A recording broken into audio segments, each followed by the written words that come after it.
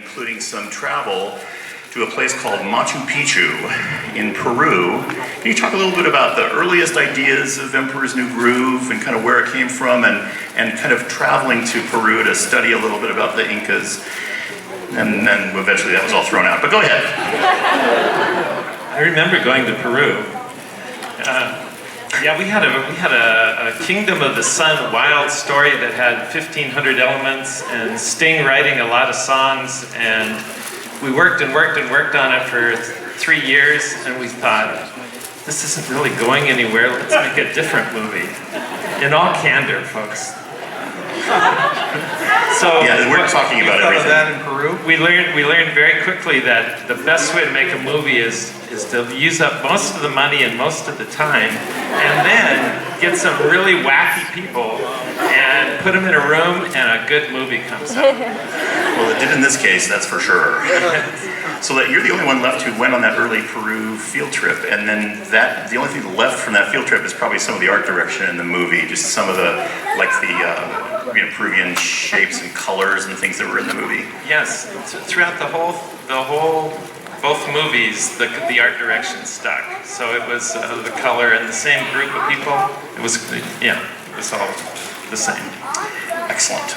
Okay, thanks everybody. Good night. Thank you for being here all week. Thank you. Thought there'd be more. Yeah, it's not true. Dave Reynolds, when did you get introduced to this project? Like, what was your first exposure to this project? I was on it when it was Kingdom of the Sun, the first movie. Right. And if people know that, that was a very grand movie. It did have a Prince and the Pauper sort of element to it. And one of the characters was Prince Cusco, which was David Spade's character. And that stayed the same. I was brought on because it was a pretty dark movie at the time to sort of beef up the comedy and characters there. And while I was on that, we did some of that, and then it switched over to the other. So while it was kind of migrating from a darker, more serious movie called Kingdom of the Sun, the early movie had a lot of terrific visual development art, but it was dark in its look. We put some up on the screen so you could all see kind of where it came from, and it's beautiful. But it didn't quite fit this irreverent comedy that the movie ended up being at the end of the day. It was a really ambitious movie, the first movie, and then when they decided they wanted to maybe take a different direction, Mark came to me and Randy, and they said, Mark said, I have a different idea for a fast and funny comedy, using some of the elements, and mainly the two leads of the movie, Cusco and Yzma, to make it sort of a faster, broader comedy, more like a Chuck Jones comedy. Steve Anderson. Yes. Yeah, thank you again for coming tonight. Thank you. What was your first exposure to this movie? My first exposure to this movie was actually didn't want to work on it. Maybe I've never said this before. We waited until now. The truth 15 years. telling is coming out today. No, I just finished up on Tarzan as a story artist, and I wanted to get on this movie called, at the time it was called Sweating Bullets. And it's what ended up becoming Home on the Range. But I thought how exciting to work on an animated Western. That was something that seemed really new and like it'd be fun to do. So I kept kind of trying to get onto that movie, but I was asked to help out on Kingdom of the Sun for just a few weeks to help them get to a screening. And that few weeks ended up being 3 years. Yeah, exactly. And that was the screening where everything kind of melted down, and then I got a call from Randy saying, hey, we want you to be head of story. And I couldn't pass that up. And then I never looked back. I'm happy that I didn't go on to the Sweating Bullets. Chris Williams, how about you? How did you get introduced to this movie?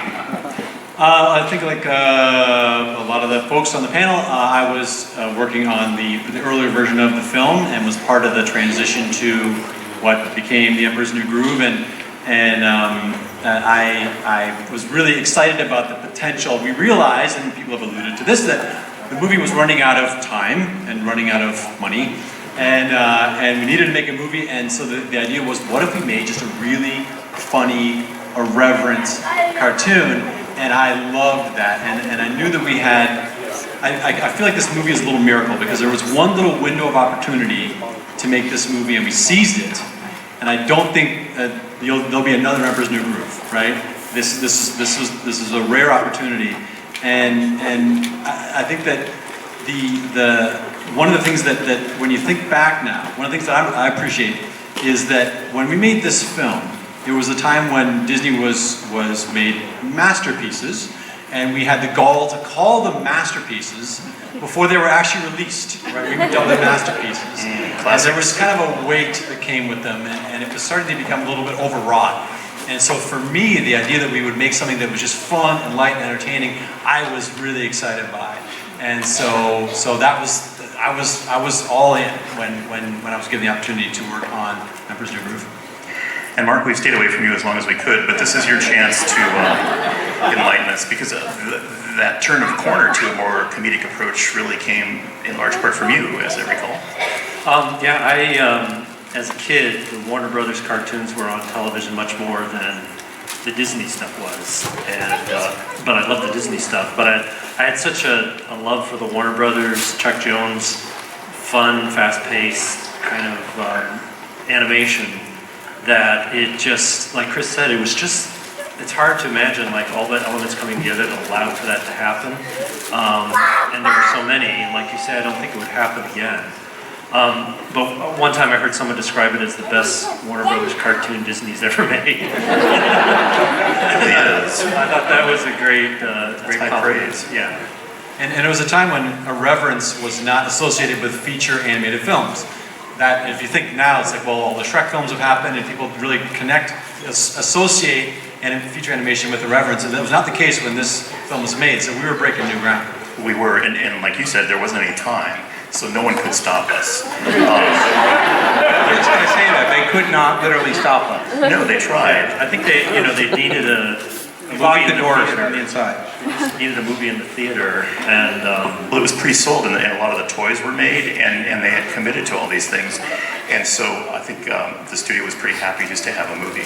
Wasn't it 2 years? Like 2 years from the 18 switch to being in a theater. 2 years. Yeah. That's unheard of. And it really felt, like when you're at a stuffy party and there's the adult table and then there's the kid table. And when I finally got to the adult table as a kid, I thought, this is really boring. I want to go back to the other table. So I felt like Emperor's New Groove was, as long as you children just don't break any of the, stuff. China. Just go over there and play. And that's what I kind of remember the experience being. It is, and the project attracted a lot of people like that. Like I think of some of the animators that were just stars in the show, like Dale Bear and Nick Ranieri, who are actually here tonight. That's why I'm mentioning their names. Where are they? Yeah. Dale Bear who did Eastmont, Nick Ranieri who did not do Eastmont. Yeah, exactly. These guys are brilliant and love animation and hand-drawn animation, and they're just brilliant actors and comedians. Although you wouldn't know it if you walked up to them on the street. So the corners turned. What was the casting like? Like you had some of your voices in place, but what was your kind of principal casting choices, or where do the characters come from? Like, where does a character like Kronk come from? Well, Kronk came from Chris Williams. It's all Chris's It came from Chris Williams. He pitched us, Mark and I, and Randy, he pitched us a little sequence where it was a guard. It was a guard, and Cusco walks up to him and goes, what do you do? Or something like this, and he goes, what do? I do 600 sit-ups, I do 400 push-ups, and I work on the abs, I work on your core. And he just did this riff of a guard, and all he thought about was how he worked out. And he pitched that to me, and I go, oh my God, that's Patrick Warburton. At first I said, that's Putty from Seinfeld. Putty, yeah. And they go, who? And everybody's like, who? And when we were trying to pitch that to the executives, we'd had to give them clips of Seinfeld to show him who, and they go, oh, right. Oh, that guy. But he came up with the name and everything, and It's brilliant. yeah. It's good. We'll say that in front of you. And Yzma was one of the characters that was actually in the older version of the film, Kingdom of the Sun, and went across. Randy, can you talk just about like the casting choice on that, and then it turned out to be this incredibly comedic role. Yzma was amazing and crazy and zany, and Eartha Kitt was just threw herself 100% into the role and made it a part of herself.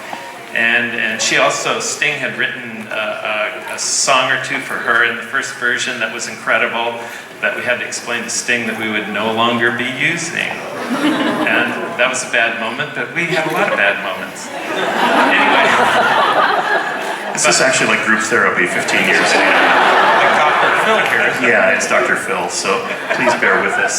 Well, I remember Randy's working through some I things. remember many Sting stories, and we can't tell a lot of them because we're streaming live somewhere, but we went over to his house in Malibu.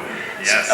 So Randy and Mark and myself went to Sting's house in the Malibu colony. There's a guard you have to get by to get in.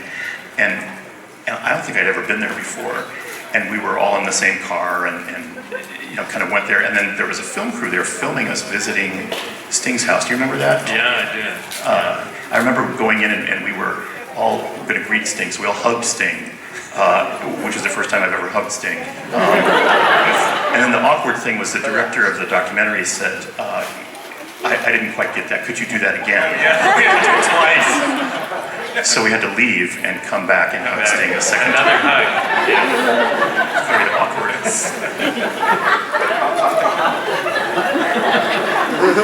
I'm still in therapy. We're all sort of still thinking about that, aren't we? I'm going to be thinking about it for a long time.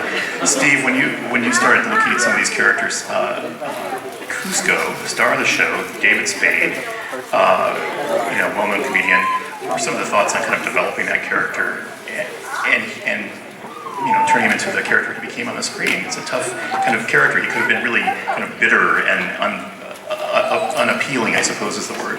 Yeah, I mean, I love what Chris had done in his early storyboard sequences that he'd written and boarded and really created that character of Cusco.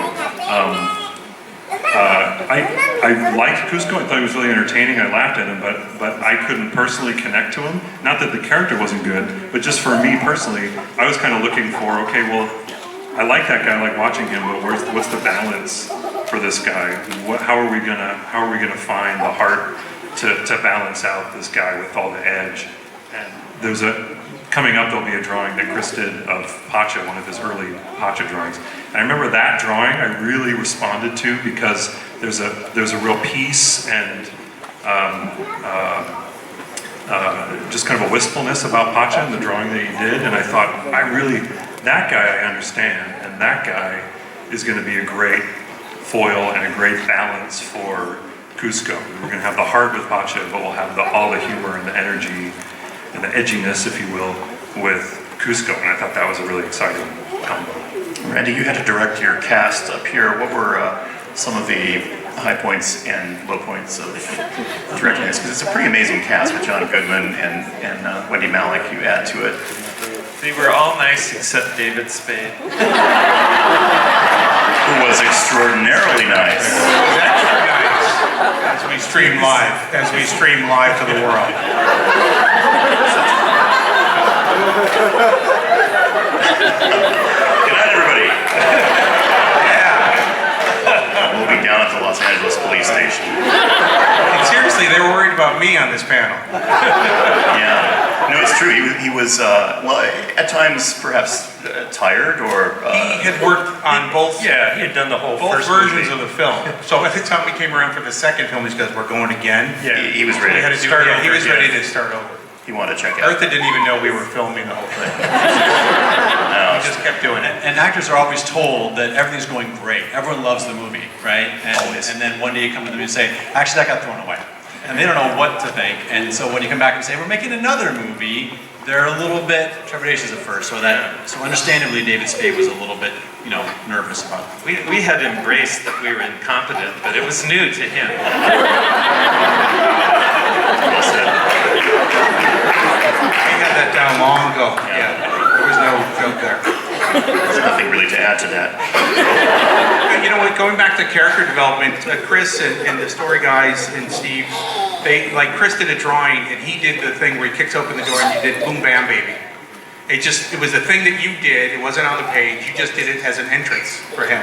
And that sort of informed me and the rest of the story people how his character was. And some of the things like when he would spin a chair and sit down, or those little moments, I think the storyboard guys brought out of the writing, and then I could go back and rewrite knowing now what this character was. So I think that was the cool part of it, is that we didn't have a lot of time. We were writing it and recording it and animating it all at the same time. And every once in a while, the studio would say, we need a big thing to animate, because there's a lot of animators sitting around doing nothing. So we would have to write ahead, like the river scene where they're tied to the log. We had to write that out, give it to them, and then remember that we had to go to it later.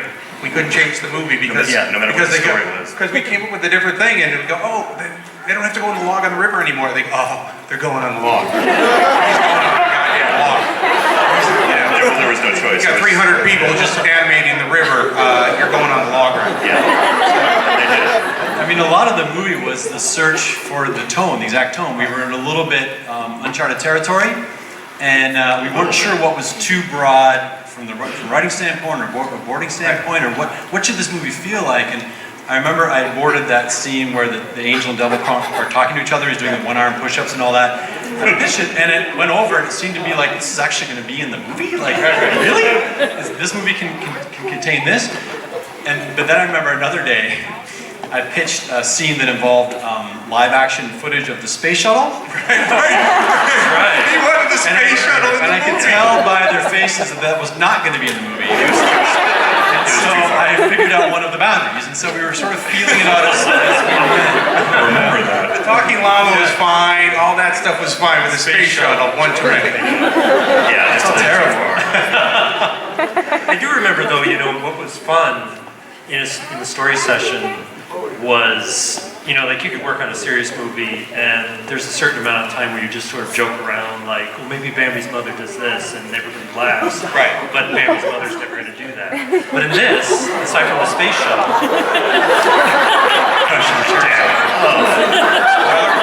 Bambi, Sorry to all the small children in the audience. Big spoiler on Bambi's mother's fine. But She'll be in the lobby signing autographs after this. oh yeah, she's good. She's out in the woods. She's in the woods playing with fleas. She's cavorting. It's all good.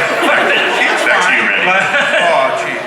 but aside from like the space shuttle, that was one that was just a little beyond. It was kind of fun when someone would say, what if, like I remember when they raced back to the castle at the end, and we had to figure out a way that Yzma and Kronk got there first. We were all sitting there and trying to come up with logic, and maybe it was Don Hahn that said, what if they just don't know? Right. We said, that's perfect.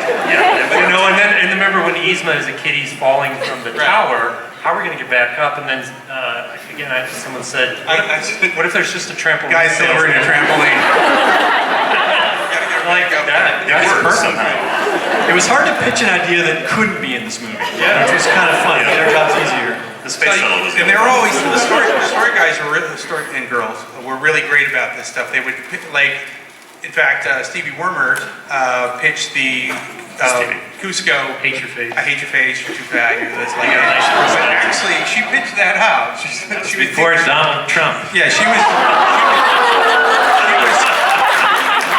dating at the time, and it wasn't going well. So she pitched that scene, and we actually had to tone it back for what she played. But the thing is, all the story people would pitch these things, and I would incorporate it and I'd run it past Mark, and it all went into the script. Like, and Chris did the thing about when Cusco's looking at Yzma for the first time, and then all of a sudden he zeroes in on the spinach on her teeth, and he goes, how long has that been there? And the thing is, all that sort of stuff happened in the story room, and they made it better, and then I could just write because they're setting the tone. And so everybody just kept trying to make the room laugh, and it made the films funnier. It's a real story film, and the story guys contributed a lot to it.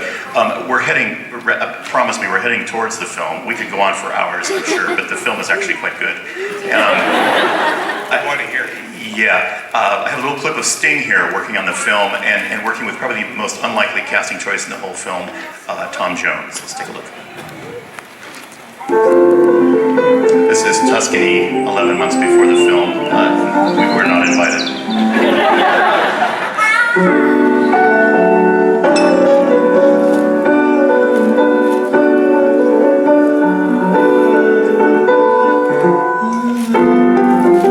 It's been 2.5 years. 2 years last February. We were young men when we started this thing.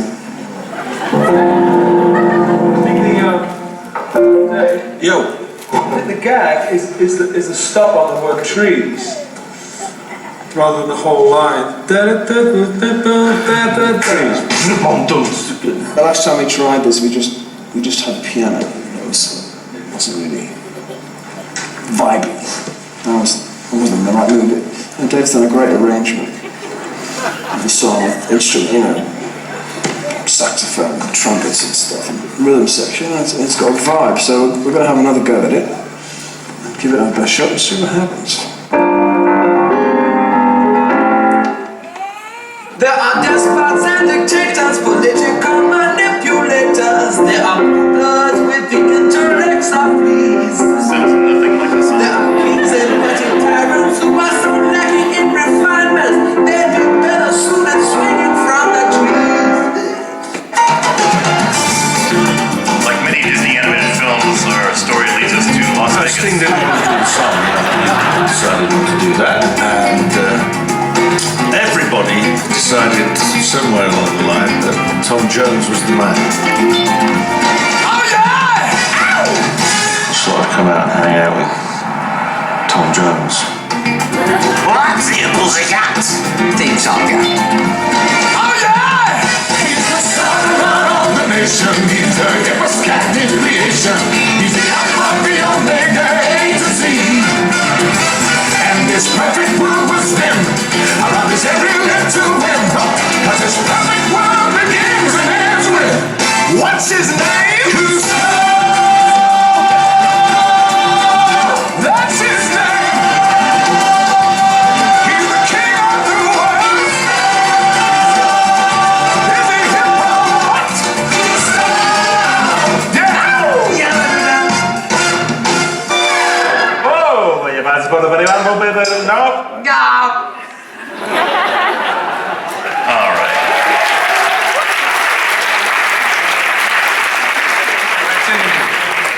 That's in the movie, we think. Yes, it is. This is our beautiful story crew, and as we said earlier, this is such a story-centric movie, so many of them are here tonight. And, we thank you. We won't embarrass you by having you stand a lot younger. If you could squat, that would be. Anyway, we love these people. They really made this movie great, and made it all work. And story is a. And then they went bowling. They went bowling, yeah. Which is Might have been for my tradition. birthday. Was it your birthday? I think it was my birthday. Well, that's good. You don't remember. So we brought along some sketches, and when I say we, I mean. Yes, story artist Stevie Workers, she's a huge Julie Andrews fan, so she took the opportunity to make a little mashup of Sound of Music and then Producer Group. Stevie, are you here? Stevie's here. Stevie should be here. There she is. Stevie Wonder.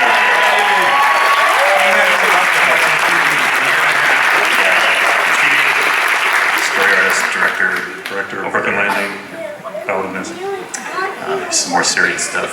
Yeah, so at the end of the movie, I think it's not a spoiler, I'm sure most of you have seen it, but Yzma turns into a cat, a little kitty cat at the end. She didn't always turn into a kitty cat. And this was our resident wise guy, Jeff Ranjo, who did this great Jeff's here tonight. idea. Jeff's here. Jeff. Ranco's here? Jeff Ranjo. He's adorable. He is absolutely adorable. I'll be raffling him off later. And take him home.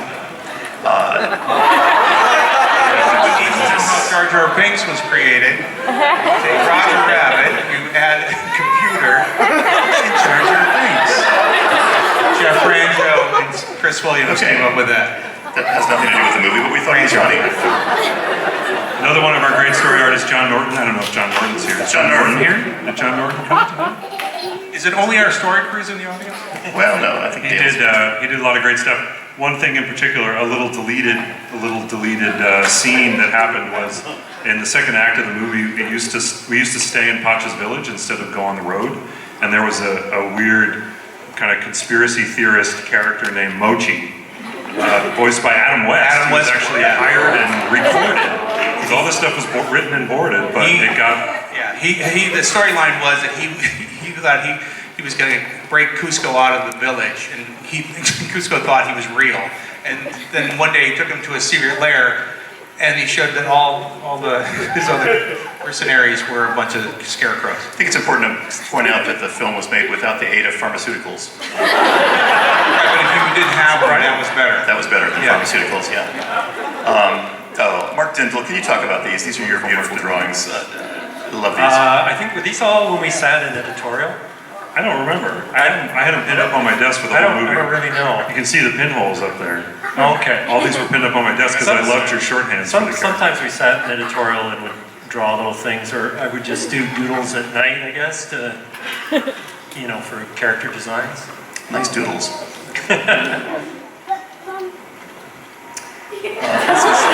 Why? This is what Academy Award winners do. Don Hahn, the Academy Award winning director of Big Hero 6, along with Chris Williams.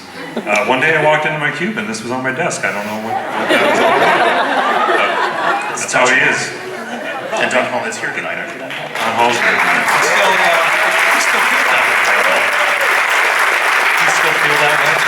That's a current drawing. What's that? He still feels that way. Still does, yeah. He does. It's never I have one changed. on every movie. Different character. Chris Williams. And those are Chris Williams. So this is the one, right? This is one of them right here that Kronk was sort of originated from this guy. And that was the Pancho one I was talking about. Sweet. That was really And then charming. Chris did a fun little thing where he drew everybody in the story cap. And everybody was naked. And you were holding what you did, so I'm holding a bunch of script pages here. Good thing. That's also for sale. Yeah. Just for those script pages. We have that. Later went on to win Academy Award. So Yeah. tells you about something about the Academy. It does make sense, yeah. Oh, speaking of which, There you go. there's Chris and Don Hall winning their Academy Award for Big Hero 6. I don't know how that got in here. It's some terrible mistake, but we're damn proud of We them. keep that slide on. I like that slide. Really? We'll stay on this for a while. Very proud. Steve Anderson, this is about a sequence that was cut from the movie. I forgot about it until I just saw this, but there were many different versions when they stayed in the village before they went on the road. And one of them was the town was having a pickle festival. That was their expertise. They were known for their pickles. That's right, yeah. Throughout the land in Peru. But we were inspired by it. What were we inspired by? It was like an Andy Griffith kind of thing. Oh, We talked a lot about Mayberry, like Potch's Village would be a bunch of, kind of. Spent a lot of time at delis. I think we ate a lot of pickles during the show, so it was slow. It's true. So we're rifling towards the film now, I promise you, but I had to show you these costumes because there's as with all of you here tonight, there's a tremendous following for this film. It's become kind of a cult film, and people know the lyrics to the songs, and they dress up like the characters, like many of you tonight. And we appreciate it so much, and there's one of the best costumes we've ever seen, and we brought along to show you tonight. And that's...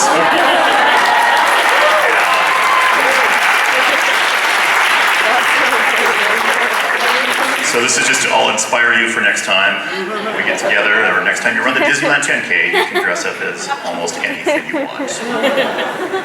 So parting thoughts here, I just want to get from Mark, just what does this mean? 15 years later, you're sitting here with a bunch of fans.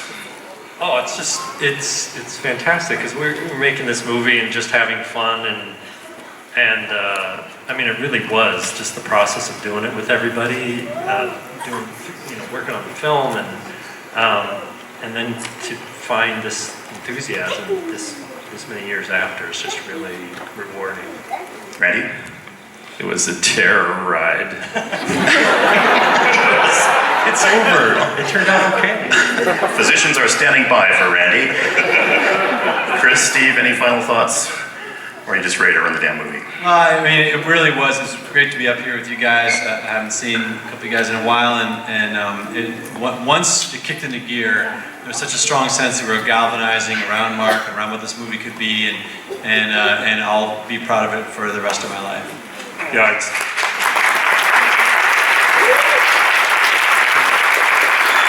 say it was, without question, one of the best experiences of my career. It was one of the most fun, working with the story team, Chris, working with Dave, coming up with the movie, Mark, I almost called you Dave Dindal. Mark and Randy, the best one of the best directing, producing teams I've worked with. It was fantastic. It was really a great experience, and I thank everybody.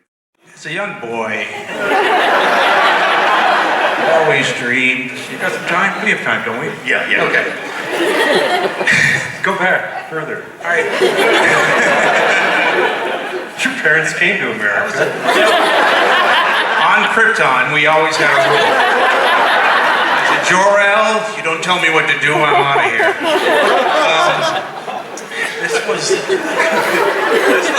This is actually what it was like every day to go to work with these folks and, Yes, it was. and the people in the story team that's out here.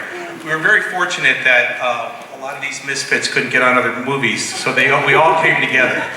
And once Mark sort of set the tone that anything was an option, if he made everyone laugh or was smart and moved the story along, well, that was just a bonus. But if it moved the story along, but it really was so much fun to work on this that at times we were finished early, but we had to delay handing stuff in, not to production, but just because we liked hanging out in the story room together.